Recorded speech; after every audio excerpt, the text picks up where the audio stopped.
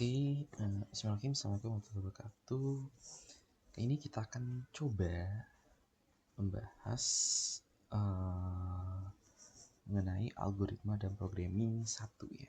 Kita akan coba mengenal dulu nih, introduction, algoritma dan programming 1. Nah, jadi apa aja sih yang akan kita bahas ya? Yang kita bahas di sini adalah pendahuluan algoritma. Tujuan dari algoritma itu sendiri itu apa sih? Lalu algoritma di kehidupan sehari-hari itu seperti apa nih? Lalu juga kita akan bahas mengenai penulisan dan notasi algoritma, tingkatan bahasa pemrograman, lalu paradigma pemrograman itu seperti apa, serta penyelesaian masalah. Dan yang terakhir kesimpulannya. RPS ini nanti aja ya, kita udah dari namanya itu pertemuannya aja. Jadi akan ku lanjut ke pengenalan algoritma. Nah, apa sih algoritma itu? Jadi algoritma itu, kalau kita sebelum membahas algoritma, kita akan mengenai dulu komputer ya. Komputer di sini, emang kebetulan apa nih? Mirip. Sebelum kita bahas lebih jauh algoritma itu sendiri ya. Jadi komputer dulu yang kita bahas, yang merupakan sebuah alat elektronik ya teman-teman tahu, untuk mengolah data dengan menggunakan program tertentu untuk menghasilkan berbagai informasi sebagai alat bantu untuk penyelesaian suatu masalah. Jadi si komputer itu sendiri pembahasannya seperti itu ya. Jadi dia sebagai wadah, sebagai alat untuk mengolah data dengan menggunakan sebuah program tertentu. Intinya tadi ya, menyelesaikan suatu masalah. Nah, dalam komputer pada dasarnya terdiri dari 3 bagian utama nih teman-teman. Yaitu ada perangkat keras atau hardware, perangkat lunak atau software, dan brainware. Sebagai namanya itu pemrosesannya. Perangkat keras itu apa aja? Perangkat keras itu komputer, itu perangkat keras. Perangkat lunak di sini sebagai softwarenya itu biasanya sistem operasi Windows, Linux, macOS. Lalu bahasa pemrograman yang dibuat. Bahasa pemrograman ini contohnya di sini ada Basic, Pascal, Fortran, COBOL, C++ dan sebagainya. Atau yang sekarang bahasa pemrograman tingkat tinggi sekarang itu kayak Python, lalu Java dan sebagainya. Lalu program aplikasinya. Lain-lainnya pemakainya di sini. Jadi ada namanya itu 3 komponen ya dalam pembahasannya di sini. Jadi pembahasan yang tadi kita ada dalam perangkat lunak ya, bisa teman-teman. Ini sebagai perantaranya aja. Nah, perkenalan dulu nih. Jadi di tadi ya perangkat-perangkat tadi, kita ada perangkat masukan, input device, ada perangkat proses, central processing unit atau CPU, lalu perangkat keluaran atau output device, dan ada penyimpanan juga nih atau media penyimpanan disebut dengan storage device di situ. Jadi nanti masukan ini digunakan untuk masukkan data atau program ke dalam memori atau peralatan yang digunakan nih dalam suatu operasi. Lalu si CPU ini untuk memprosesan utama untuk mengerjakan operasi-operasi dasar seperti operasi perhitungan, perbandingan, dan operasi lainnya di sini. Di situ aritmatika dan logika. Lalu di sini ada memori, komponen berfungsi sebagai penyimpanan yang disimpan di dalam sebuah memori. Adalah program berisi operasi-operasi yang dikerjakan oleh CPU dan data informasi yang telah diolah oleh operasi-operasi. Nah, seperti itu ya. Jadi kita akan sekarang ngebahas lagi, tadi udah pengenalannya tentang komputer itu sendiri. Lalu sini kita akan bahas pendahuluannya. Emang algoritma itu apa sih? Gitu. Pada penjelasan sebelumnya ya, kita sudah menjelaskan secara singkat mengenai algoritma sebenarnya. Jadi apa nih yang dimaksud dengan algoritma nih ya? Gitu. Nah, algoritma itu berasal dari kata Al-Khwarizmi. Nah, ini ya, penemu angka 0, aljabar, dan sebagainya yang dikenalnya itu Abu Ja'far Ibn Muhammad Ibn Musa Al-Khwarizmi. Yang dia tuh ada pada zaman Golden Age di Utsmaniyah. Gitu, teman-teman. Jadi teman-teman, Abbasiyah apa Utsmaniyah gitu. Jadi kan dinasti dulu ya, Abbasiyah, Umayyah, dan Utsmaniyah di situ. Mana ini ada di zaman Golden Age, di mana peneliti-peneliti terkemuka itu mulai bermunculan dari eranya Islam. Nah, dia merupakan sebuah ahli ya di sini ya.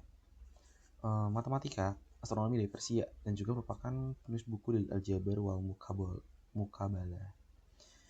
Beliau itu dianggap pencetus pertama algoritma karena di dalam bukunya tersebut Aljabar menjelaskan langkah-langkah dalam menyelesaikan berbagai persoalan aritmatika atau aljabar.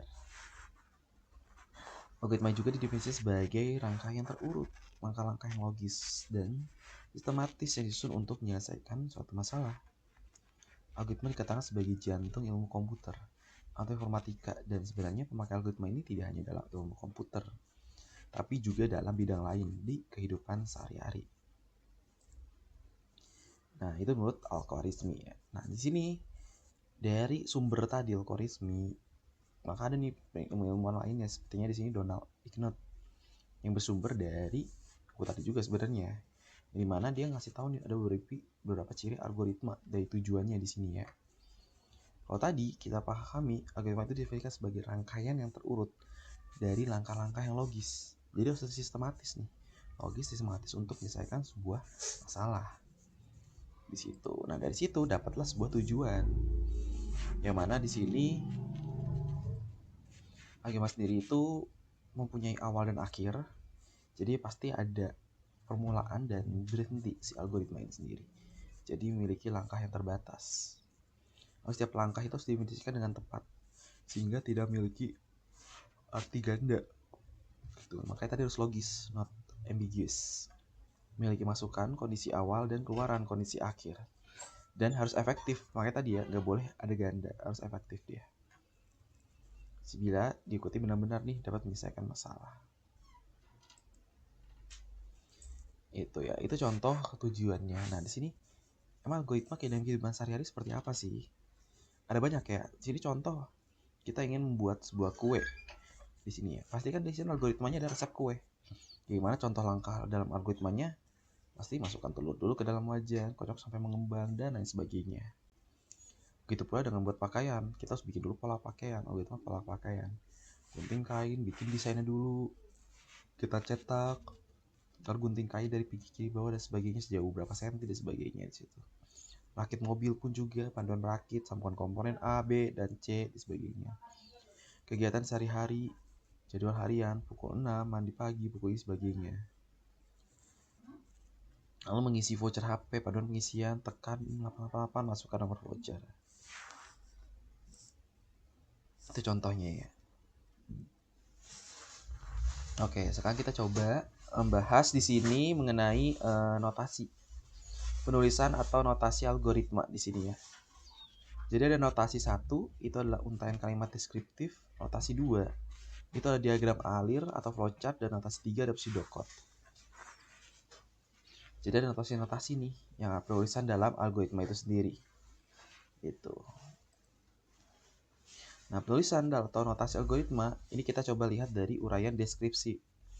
Dengan notasi pergaya uraian deskripsi, setiap langkah dijelaskan dengan bahasa yang gamblang.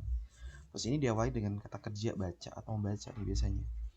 Hitung, menghitung, bagi atau bagi, ganti atau membagi, dan sebagainya. Pernyataan kondisional dinyatakan dengan jika, maka, perulangan dengan ulangi, selama.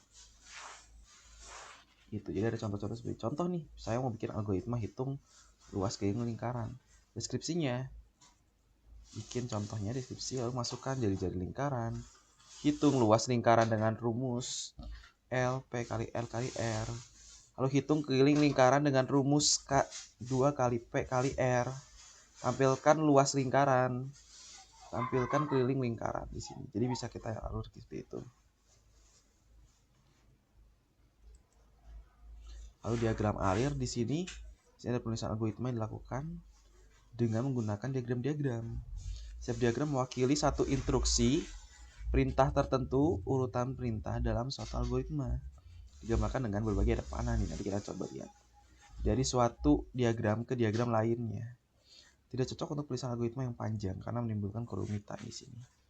Jadi dari segi struktur programan tidak dianjurkan untuk dipakai karena bentuk tulisannya jauh berbeda dengan implementasinya.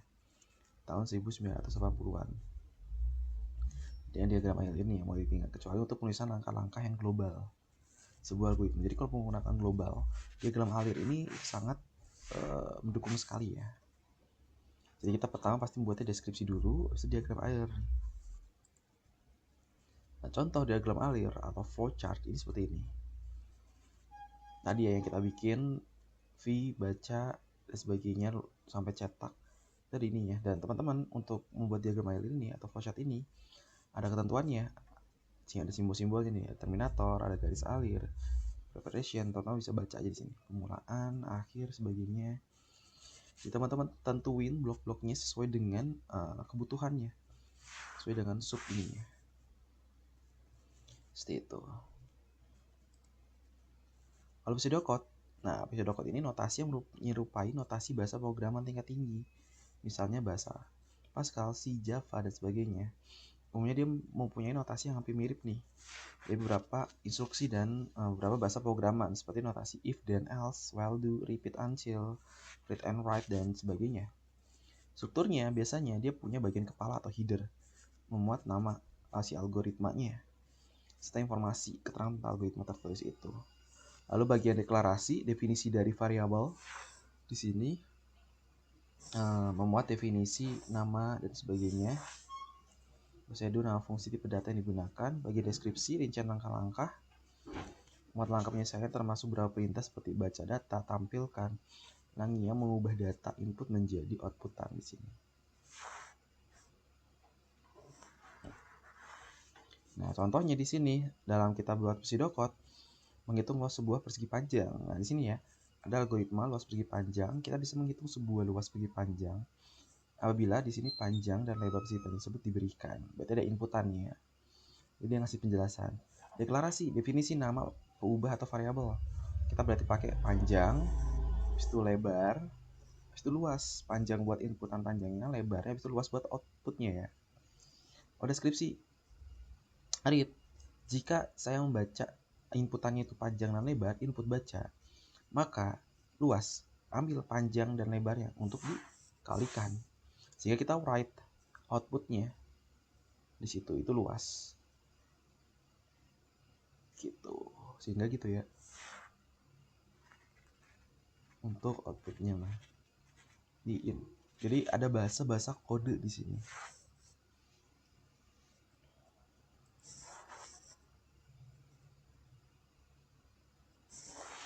Nah, lalu di sini tingkatan bahasa pemrograman. Terdapat dua jenis bahasa pemrograman utama. Ada bahasa tingkat tinggi dan bahasa tingkat rendah.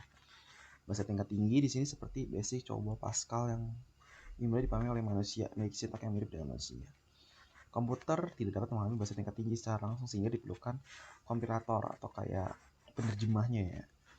Kode bahasa tingkat tinggi menjadi bahasa mesin karena komputer hanya mengerti 01 di situ.